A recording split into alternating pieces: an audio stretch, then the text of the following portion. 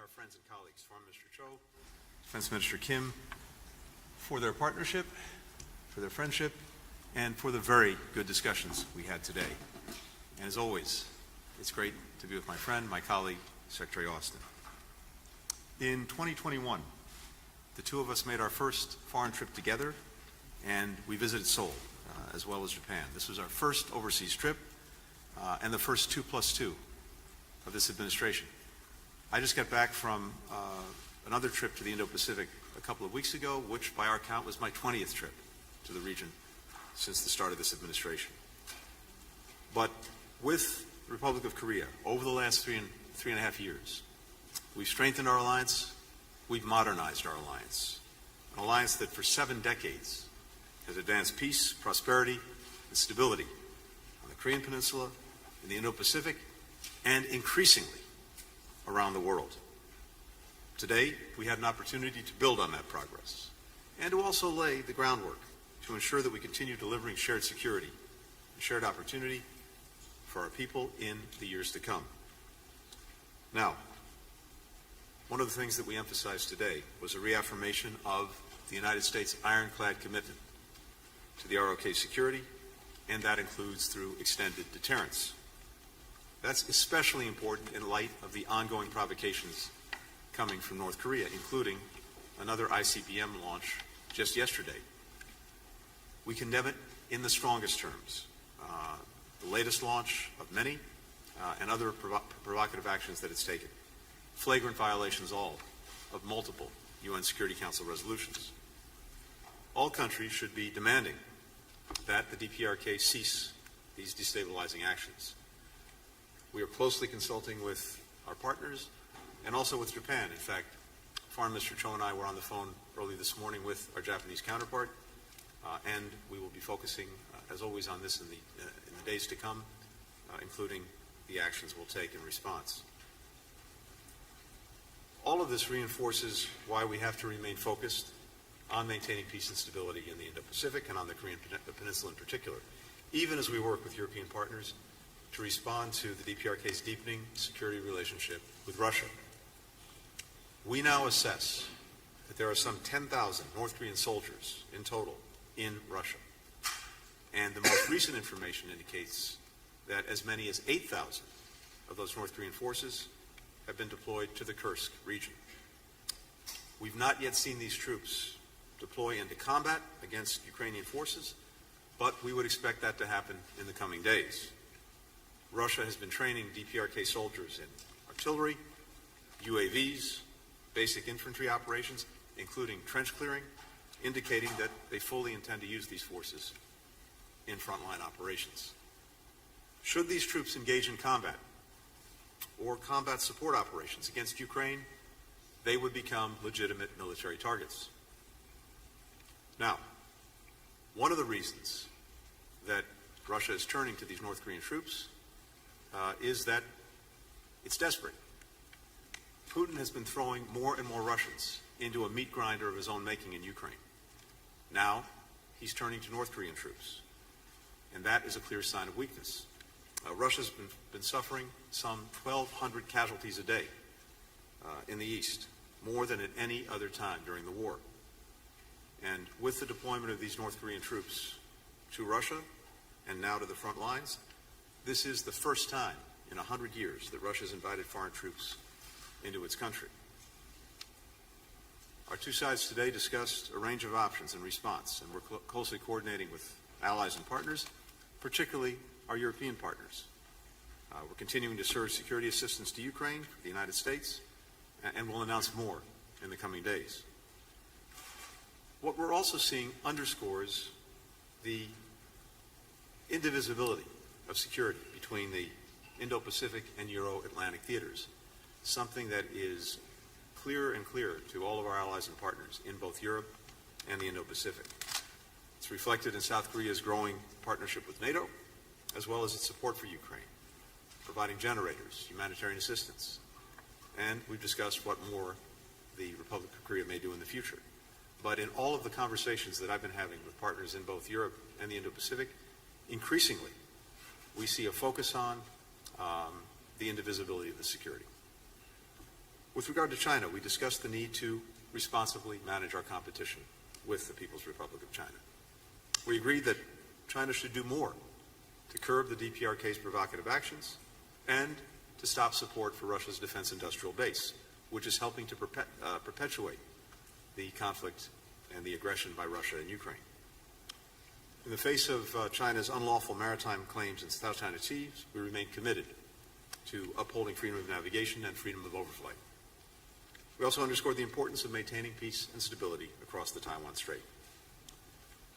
Even as we address these security challenges, we're also working together to expand our economic cooperation in ways that are having clear, direct, and powerful benefits for people in both of our countries.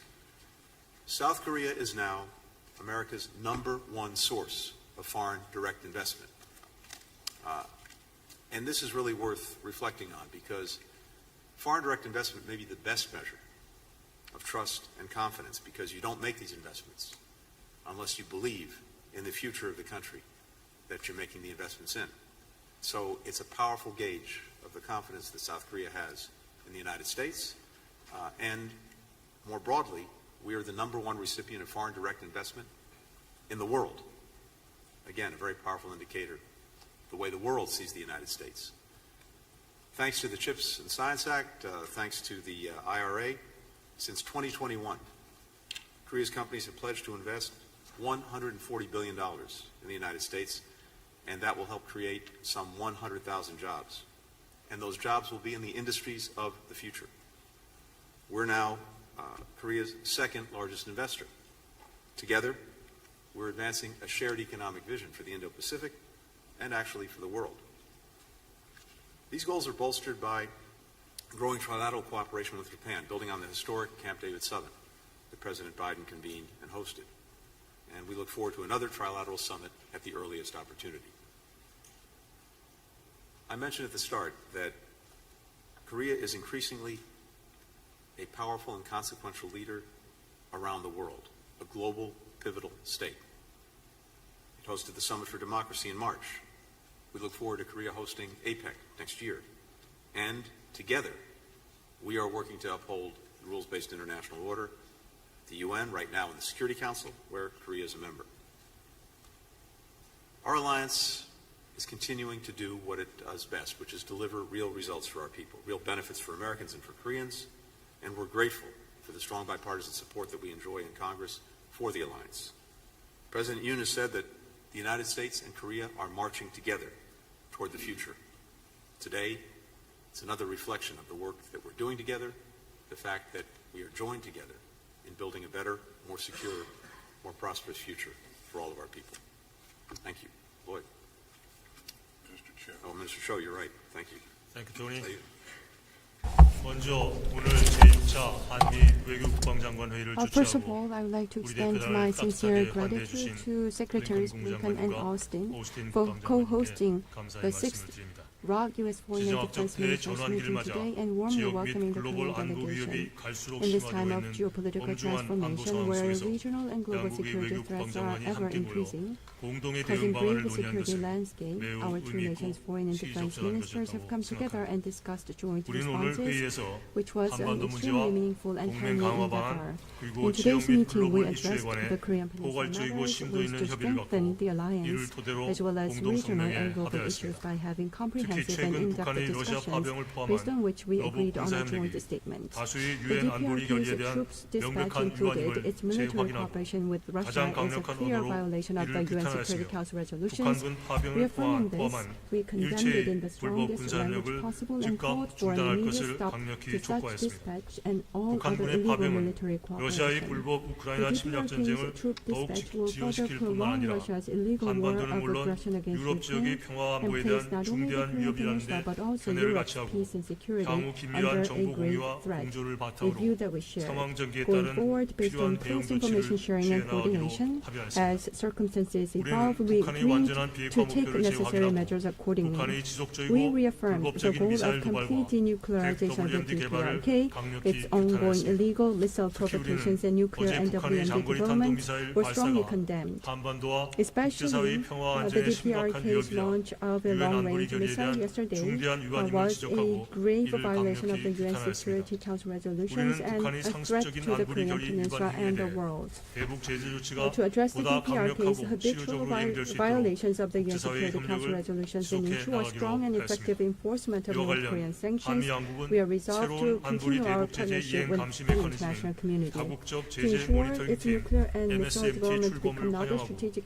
국제사회의 대북 제재 asset, 이행을 계속 but 견인하기 위해 reliability to the 긴밀히 DPRK, 공조해 나가기로 active 하였습니다. diplomatic endeavors will be 한미는 made to this end, 북한의 and 미사일이 also our two 북한에게 countries 전략적 welcome the 자산이 launch 아니라 of a new 부채가 mechanism to 되도록 monitor the 계속 UNSC 적극적인 노력을 sanctions implementation 기울여 against the 나가기로 하였습니다. DPRK.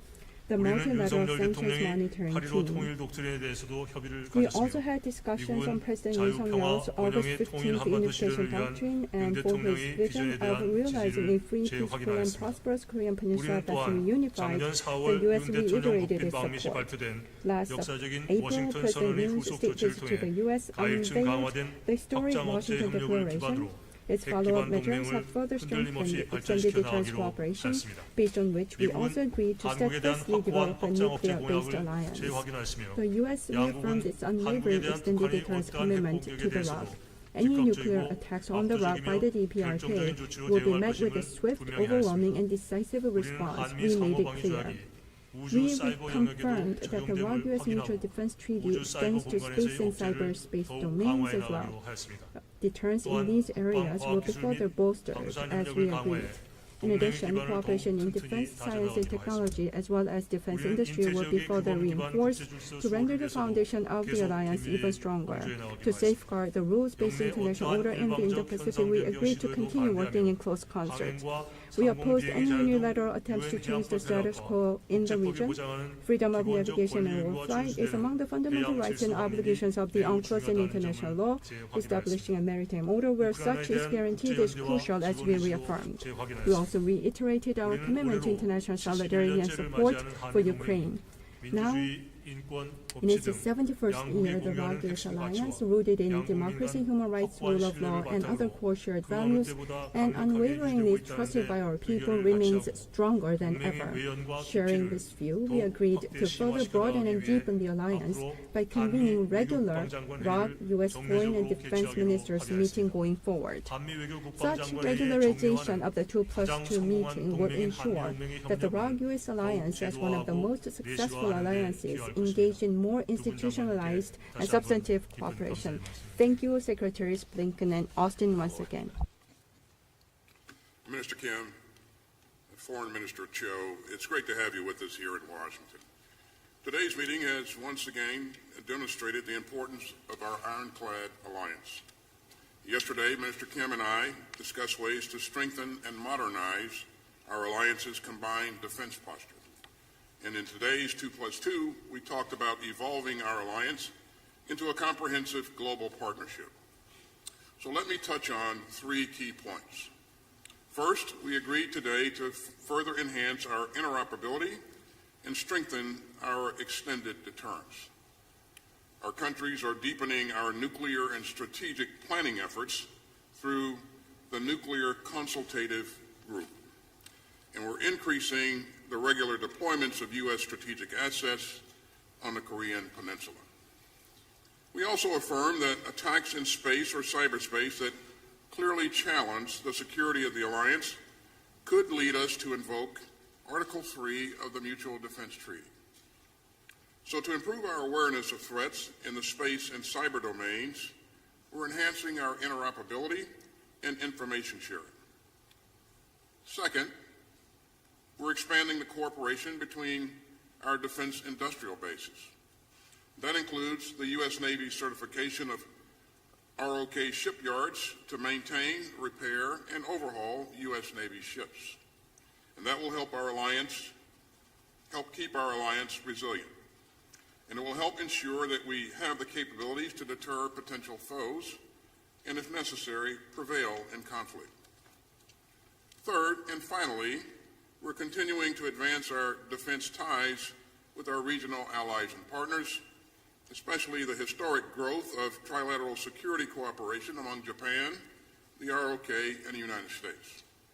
Our robust partnerships, especially with Japan and the ROK, let us share information, assess threats, and craft thoughtful responses, just like last night when the DPRK conducted its latest irresponsible missile test. And across the Indo-Pacific, we're working to strengthen maritime security and to bolster interoperability through multilateral exercises. And we're helping to build up the capacity of our partner countries to tackle shared security challenges. We also recognize the profound links between Indo-Pacific security and Euro-Atlantic security. As you know, we now assess that North Korea has sent around 10,000 of its soldiers to train in eastern Russia. And as Secretary of State pointed out earlier, our most recent information indicates that about 8,000 of those DPRK soldiers are now in the Kursk Oblast. Now, we've not yet seen these soldiers deploy into combat against Ukraine's forces, but we expect that these North Korean soldiers will join the fight against Ukraine in the coming days. Our assessment is that Putin's forces have trained these North Korean soldiers in artillery operations, UAV operations, and basic infantry operations, including trench clearing. The Kremlin has also provided these DPRK troops with Russian uniforms and equipment. And all of that strongly indicates that Russia intends to use these foreign forces in frontline operations in its war of choice against Ukraine. Make no mistake, if these North Korean troops engage in combat or combat support operations against Ukraine, they would make themselves legitimate military targets. So we are consulting closely with our allies and partners and other countries in the region on these reckless developments and on our response. As I discussed last week in Kyiv, Ukraine's military continues to perform admirably on the battlefield, and Putin's forces have suffered serious losses.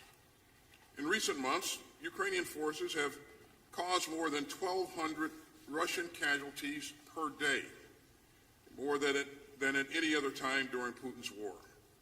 And by tin-cupping to North Korea for manpower, Putin is showing the world another clear sign of weakness. The Kremlin's North Korean gambit just underscores how badly Putin's war has gone and how much trouble he's in. This is the first time in more than a century that Russia has welcomed foreign troops onto its own soil.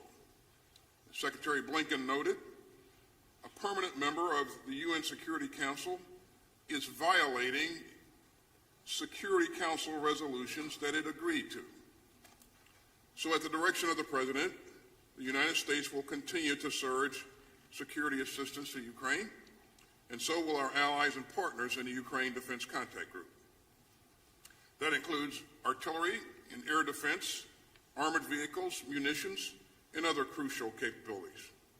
The United States will announce additional security assistance for Ukraine in the coming days. And in our meetings yesterday and today, we discussed with our ROK allies how we're going to work together with our allies and partners to respond to this dangerous and destabilizing escalation. We're also closely tracking other bullying by the DPRK, Russia, and the People's Republic of China. And that's why the United States and the ROK are working so closely with our partners to stand up to coercive destabilizing actions in both the Indo-Pacific and the Euro-Atlantic. Our work together is central to ensuring peace and stability and to enhancing deterrence. Foreign Minister Cho and Minister Kim, thanks for your leadership and your commitment to this proud alliance. Minister Kim, over to you.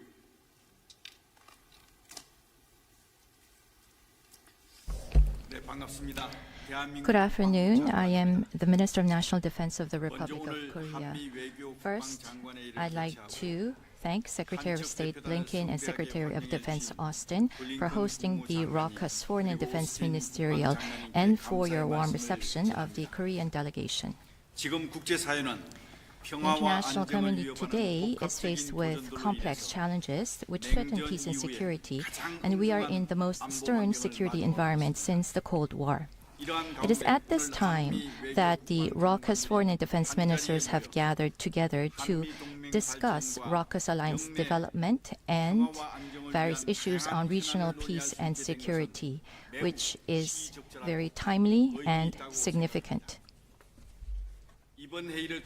At the meeting, we agreed that the ROK's alliance is the core pillar of peace, security, and prosperity of the Korean Peninsula and the Indo-Pacific region, and we agreed to strengthen cooperation as global comprehensive strategic alliance. On North Korea's ICBM launch yesterday, we denounced this with one voice and urged North Korea to abide by the UN Security Council resolutions. Also, on the escalating North Korean nuclear and missile threats, we agreed to continuously strengthen cooperation on deterrence and response. On North Korea's deployment of troops to Russia and illegal military cooperation with Russia, we denounced this with strong words and strongly urged the immediate withdrawal of North Korean troops. We have completed the joint guidelines in last July, and thus uplifting the ROK's alliance into a nuclear-based alliance in name and substance. We reconfirmed our common goal of the complete denuclearization of North Korea, and based on historic joint guidelines, we agreed to continuously strengthen the implementation of extended deterrence. The U.S. reconfirmed the strong commitment to use full-scope military capabilities to provide extended deterrence to the Republic of Korea. We confirmed that the scope of the Mutual Defense Treaty applies to space and cyber domains and agreed to strengthen cooperation in space and cyber domains. To respond to new challenges, including global supply chain crises and advanced technology competition, we concurred that we need to evolve into a science and technology alliance and agreed to strengthen cooperation in defense industry and defense science and technology. We concurred on the importance of upholding rules-based international order in the region and on enhancing cooperation with other value-sharing countries. In particular, we agreed to strengthen ROK-US-Japan security cooperation, and based on our Indo-Pacific strategies, we agreed to expand cooperation with the ASEAN and Pacific Island nations. And in new areas of cooperation, such as AUKUS Pillar 2, we have agreed to create synergy. The meeting today, we assessed, is a cornerstone for developing the ROKUS alliance into a global comprehensive strategic alliance, and we will closely cooperate for peace, security, and prosperity on the Korean Peninsula and in the region. 같이 갑시다. We go together. Thank you.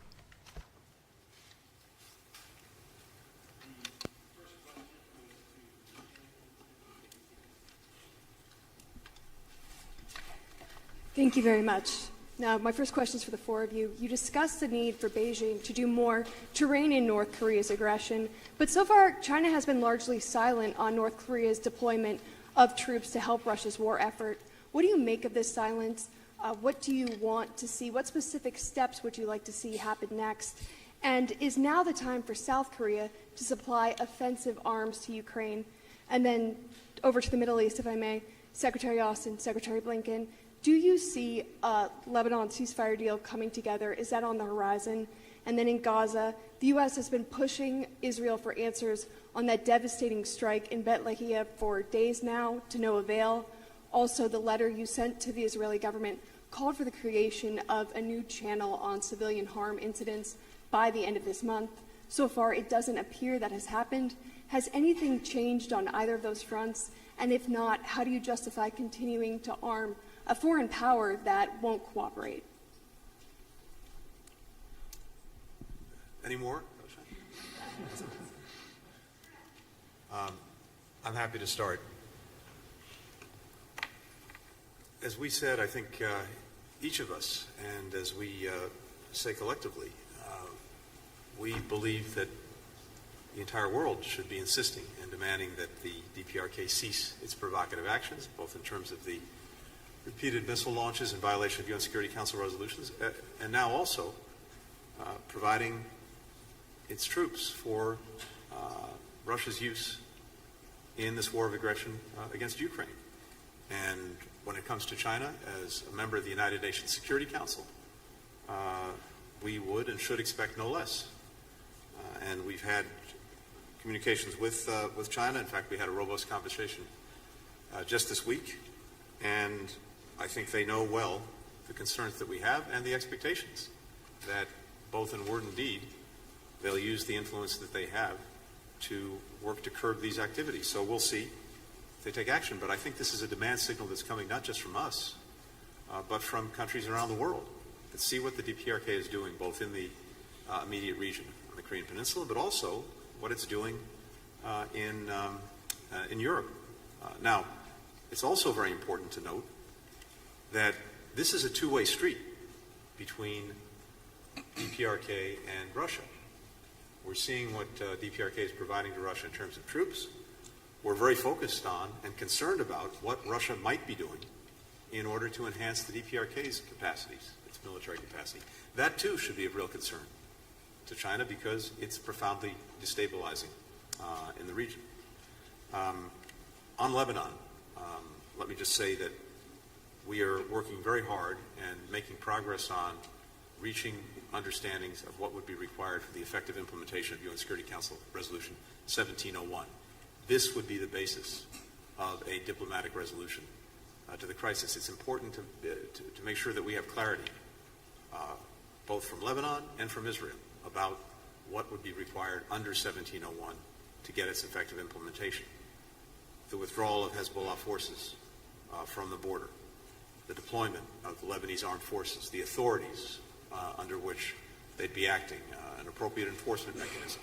And I can tell you that based on my recent trip to the region, the work that's ongoing right now, we have made good progress on those understandings. We still have more work to do, but that's what's necessary to get us to a diplomatic resolution, including through a ceasefire.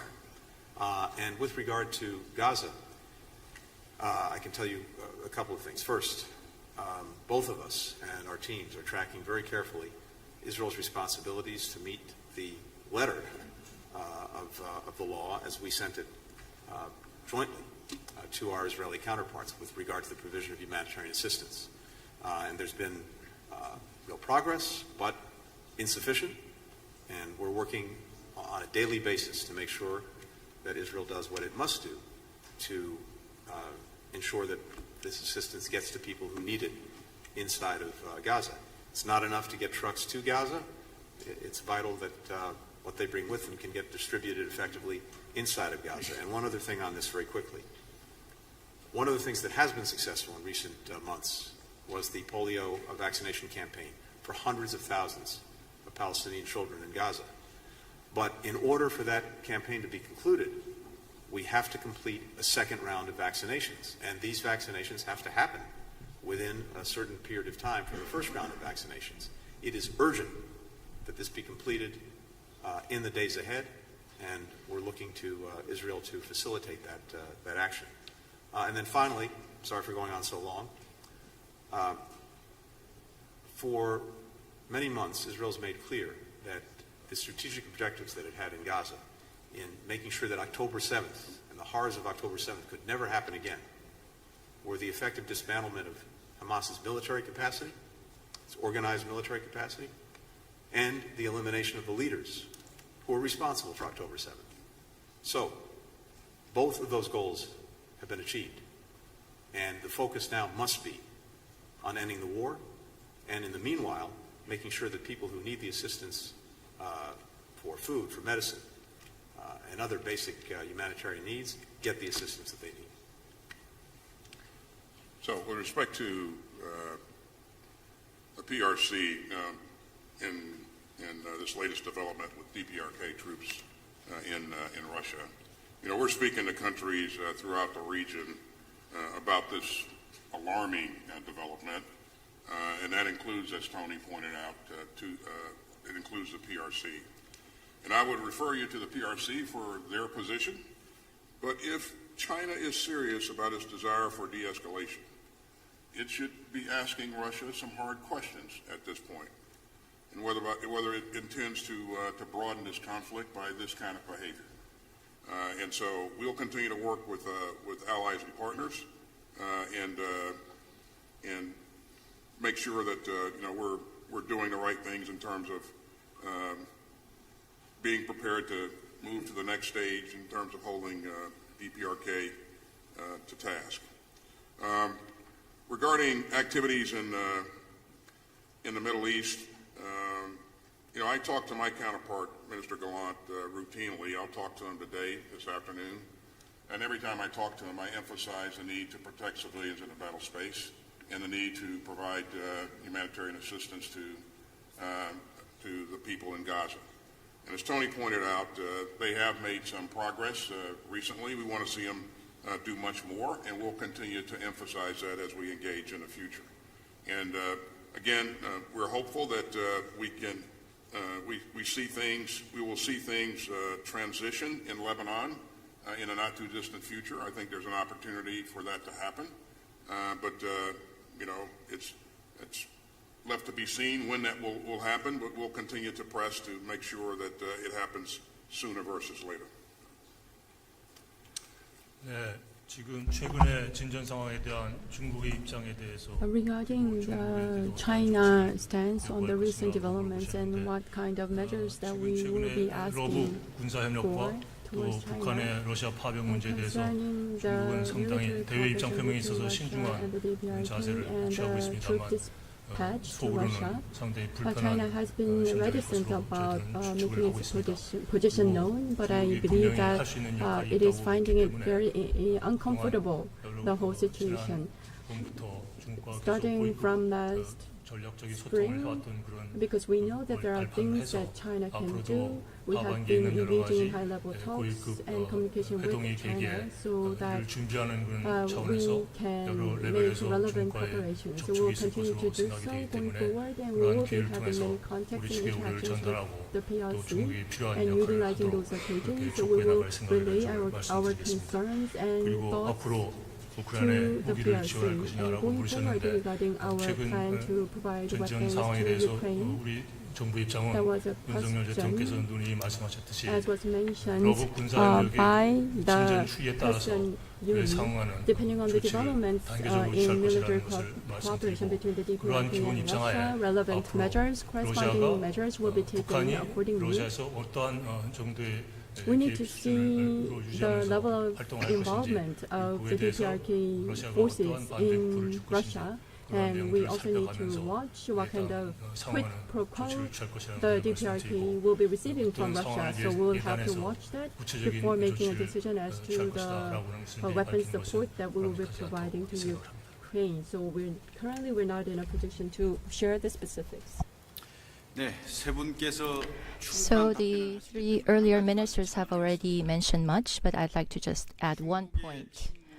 On the silence of the PRC, 중국은 아직까지 침묵을 China still continues to be 지금 이제 silent. 관망을 하고 있다고 보는 게 정확하겠죠. I think the more clear assessment is that it is watching and waiting, and if the situation worsens, at one point, China, either as a mediator or any other role, may be intervening. So when the situation worsens, 이게 침해되는 순간이 올 거라고 there will 생각합니다. be a point when the interests of China will be violated, and it is at that point that China will begin to play a certain role. For the next question, Sang-ho Song with Yonhap News Agency. Thank you. My first question is for Minister Kim and Secretary Austin. Yesterday, North Korea launched an ICBM. Do you assess that there was any Russian technological support vis-a-vis the latest ICBM launch? Regarding the SCM statement yesterday, the statement said that Minister and Secretary decided to include North Korean nuclear attack scenario in future combined exercises. Does that require any revision or update of ROK U.S. wartime operational plans? And when will that happen? Would that be applied to combined exercises in coming years or next year? Can you give us some clarity on the time frame? And my second question is for Secretary Blinken and Minister Cho. Can you tell us what specific steps South Korea and the United States are considering taking beyond just public condemnation if North Korean troops' actual entry into combat is confirmed? Thank you. So the first question was on the ICBM, and can you...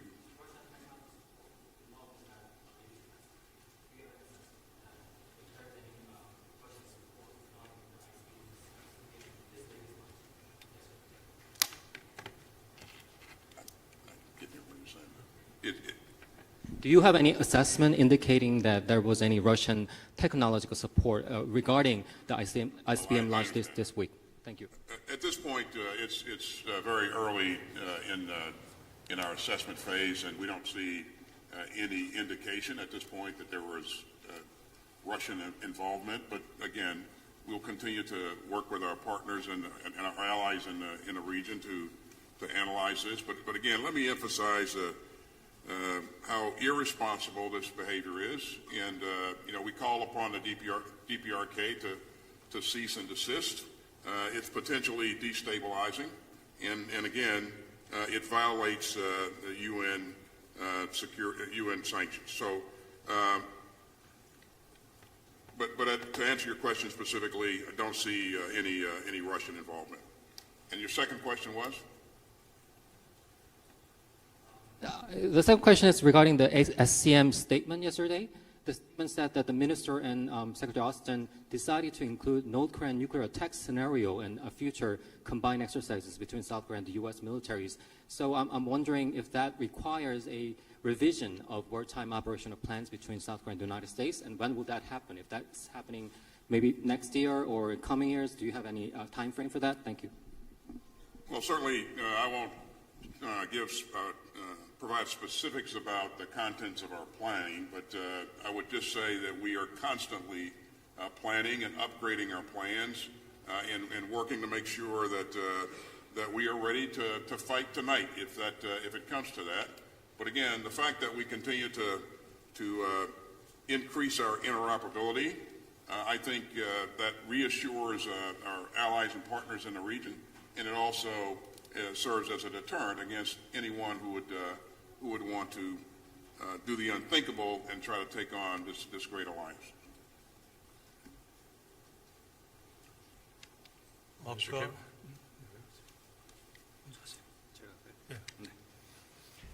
우선 Firstly, 첫 번째 질문과 관련해서 on the first question ICBM 발사와 관련한 on 러시아 North Korea's 기술 ICBM 지원이 launch, 있느냐, was there 이것은 a 지금 현재 technical support from 확인되지 않고 Russia? 있습니다. That has not been 그리고 confirmed at the moment. 예측하기는 And what we 러시아 기술이 predict is that 지원됐다고 하는 근거는 없다. there is no 그렇게 evidence that 답변드릴 수 Russian 있겠습니다. technology support 두 was 번째는 provided. 이제 핵 사용 시나리오에 의한 Secondly, 훈련을 한다고 so 했는데 combined 작게 반영 여부에 대해서 exercises based 질문하셨습니다. on North Korean 모든 nuclear 군사 훈련은 작전 capabilities. 계획에 In all 작기에 of 기초로 해서 the 시나리오가 작성이 되고 operational plans, 또 그 it is 작기에 based on 기초해서 strategy, and based on 시행이 the 됩니다. strategic 어떤 것으로 plan, 여러분들께서, implementation happens. And so that is 가름하시면 될 것 how 같습니다. we 그리고 proceed 이것은 with our 가장 빠른 시간 exercises. 내에 시행될 And 것이다. it will be implemented 이렇게 as 이해하시면 soon as 좋겠습니다. possible. 네. So I think that is as far as I can say.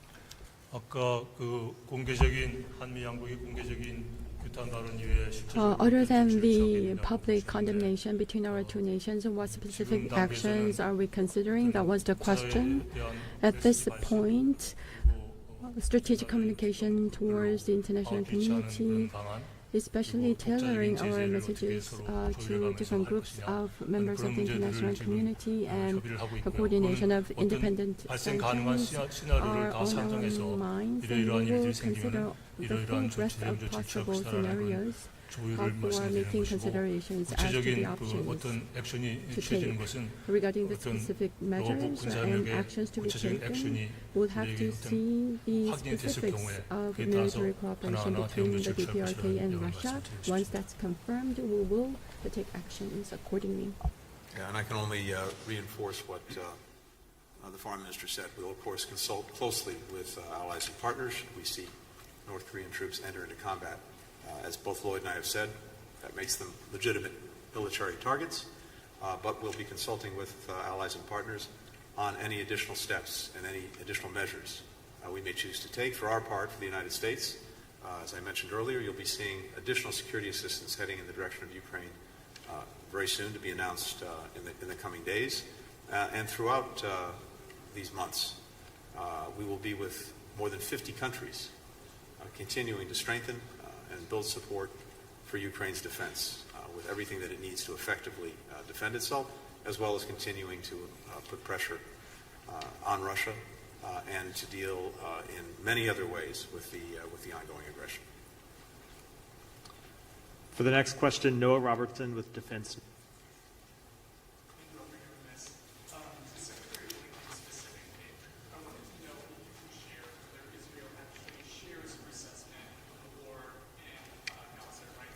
The microphone is not on.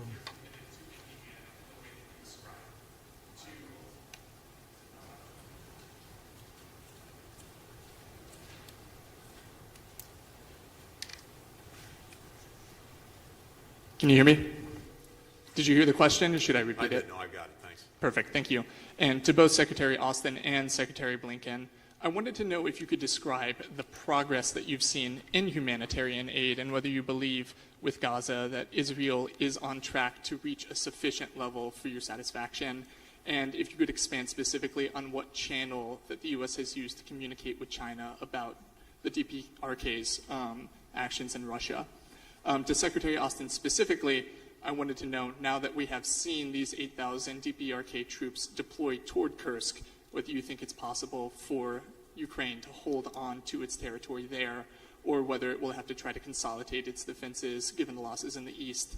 And then if I could venture one more specifically to Minister Kim, could you specify the number of containers that the DPRK has provided to Russia during the conflict as it grows its cooperation militarily? Thank you.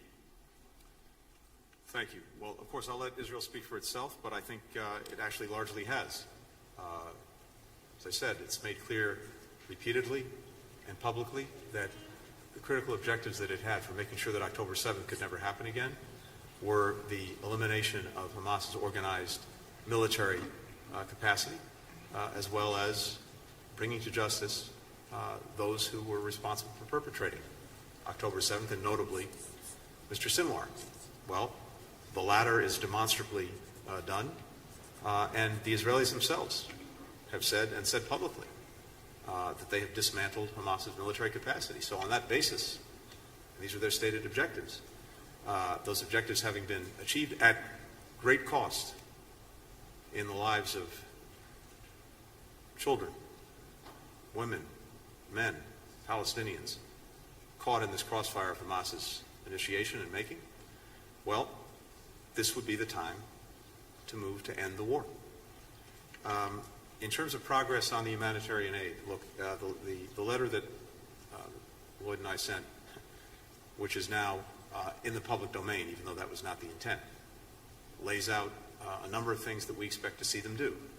And I can tell you that as you go down the list, there are a number of them, a number of these steps have been taken, including, for example, reviving crossings that had been dormant, initiating and opening a new crossing into Gaza, some additional measures. Some are in train, others we've not yet seen.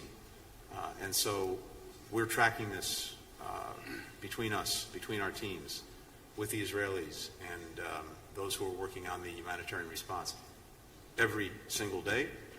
I know, as the Secretary said, he'll be speaking to Defense Minister Gallant, I believe, later today, and I'm sure that will come up. So we're very focused on making sure that the steps that we outlined in the letter are actually taken and implemented and sustained. Because what we've seen in the past is this. We've seen Israel take important steps, for example, this spring, also in response to what the United States said was necessary to improve the humanitarian situation for people in Gaza. And we saw real progress, and then we saw it diminish and then tail off, which is one of the reasons we felt it was so imperative to write to our counterparts and to see action taken on this. In terms of our engagement with China, I mentioned earlier that we had a robust engagement just this week, and what I can tell you is that happens between senior officials in our government, including the State Department and the Chinese government. Regarding progress with respect to the delivery of humanitarian assistance, I agree with what Tony has said. We are seeing progress, and we'll continue to watch this on a daily basis, and I'll continue to engage my counterpart and encourage them to pick up the pace. More crossings being open, more humanitarian assistance going in. We just got to make sure that they increase it even more. The other question you had for me was that based upon the 10,000 troops from the DPRK that have entered the battle space, is it possible for Ukraine to hold on to Kursk? The answer is yes. And if you take a look at what I said earlier in terms of the numbers of casualties that Russia is suffering on a daily basis, some 1,250 or so casualties per day. You do the math on a given month, those are pretty big numbers. And so the number 10,000 kind of pales in comparison to those kinds of casualties. So this 10,000 won't come close to replacing the numbers that the Russians have lost. And again, I think they're at a point now that if they got to go seeking for assistance to a country like the DPRK, then I think they have some problems. But yes, I do believe that they can hold on to the territory if they choose to do that. They do have options. They can do a number of things, but if they choose to do that, they can hold it. So. And just before turning to my colleague, there's one thing I want to make sure that I emphasize as well, because I'd be remiss if I didn't say it. Of course, the other absolute requirement for this war to come to an end is for the hostages to come home.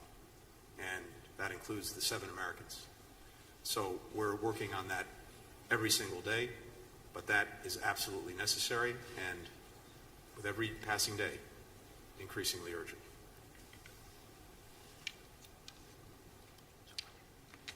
네. 그 북한이 러시아에 On 지원한 그 North 포탄은 Korea's 수백만 발 munition support to 정도로 생각하시면 Russia, 되겠습니다. it 이 will be 수백만 in the 발이 hundreds of 200만 발, thousands. 100만, 100만 발, So 200만 발이 아니고 it's not 1 million or 1000만 2 발에 million, 가까운 but it's 수백만 close 발로 to 이해하시면 되겠습니다. tens of 그리고 millions of 미사일은 한 munitions, 1000여 발 and 정도 missiles will be about 현재 1,000. 지원된 것으로 파악하고 Over 있습니다. 1,000 missiles have been provided. And for the final question, Min Seok Lee with Chosun Ilbo. Thank you.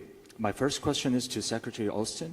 Has there been any new U.S. intelligence or assessment of what Russia might offer North Korea in exchange for deploying over 10,000 troops, whether in the form of military aid, advanced weapons technology, or economic support? And to Secretary Blinken, as DPRK's nuclear and missile programs have become increasingly advanced, U.S. officials have been mentioning the interim steps to engage with North Korea, which raised some speculations about whether the U.S. is poised to employ a policy shift. There was no phrase denuclearization in the joint statement released yesterday after the SCM. So is the U.S. moving the focus of its diplomacy from the pursuit of complete denuclearization of the North Korea to one of deterrence? Thanks. 다음은 조태열 장관님, 김용현 장관 두 분께 공통적으로 Next, my 드리는 question 질문입니다. is for Ministers 김 Kim 장관님은 Yong-hyun and 전날 Tae-yul. SCM 회견에서 북한이 러시아의 Minister 전술 Kim, 핵무기 및 yesterday, ICBM 고도화, you talked about 원자력 enhancement 잠수함 of 등 첨단 군사 ICBM, 기술을 요구할 and 가능성이 높다고 there's a 하셨습니다. possibility that North 이런 Korea 정황이나 asking for 움직임이 advanced 실제로 technology from 포착되는 게 Russia. And so, do you 있는지요? have any signs that 그리고 this 이런 is actually happening? 우려가 가시화될 And 경우 if 우리 this 정부는 어떤 concern 대응을 is 하고 있는지, visualized, comes to 그리고 이를 막기 위한 fruition, 방안은 what 어떤 will the 것들이 Korean 논의되고 government 있는지 do 말씀 as a 부탁드립니다. response? And what are the preventive measures that we can take? In terms of what the DPRK may be getting in return for its provision of 10,000 troops, that's unknown at this point, but as you look at things, you would guess that technology would be at the top of the list, and that's, again, one of those things that could be and will be destabilizing depending on what kind of technology we're talking about. Financial assistance, and you can go down the list. And certainly, DPRK stands a chance of gaining in this exchange here. This is something that we're going to have to continue to watch very, very closely. It will potentially embolden them to do more of the kinds of things that we've seen them do here recently, especially the kinds of things that we saw yesterday with the launch of an ICBM. And our policy remains what it has been and will remain, which is the complete denuclearization of the Korean Peninsula. 네. 러시아의 그 첨단 기술 On 이전과 Russian 관련해서 technology transfer to 아직까지는 North Korea, 사실로 as of 확인된 yet, 바는 없습니다. 다만 nothing has been 그렇게 할 confirmed. 가능성이 It has 있다 not 하는 been 가능성에 confirmed as 대한 a fact, 예측입니다. but we are just making 하지만 predictions about the possibility. 설사 그 러시아의 However, 첨단 기술이 북한에 if 이전된다 there 하더라도 will be a transfer 한미 of 동맹의 Russian 첨단 technology 기술과 to 능력으로 North Korea, we can overcome that through the advanced technology that the alliance has. 저는 그런 상황이 발생되지 않도록 억제하는 To 것이 무엇보다 deter 중요하다고 생각을 such 하고 situation, 지금 I believe 미국 국제사회와 긴밀히 our efforts in that 공조해서 regard is 여러 most 가지 important. 규탄 메시지도 In 발신하고 collaboration with the international community, we are engaged in strategic communication and coordinating independent sanctions. These activities have exactly that situation, deterrence of that situation in mind as the top priority. And once that's done, as to what kind of actions to be taken, I will have to repeat the principle that I've already told you about. Thank you. Thank you all.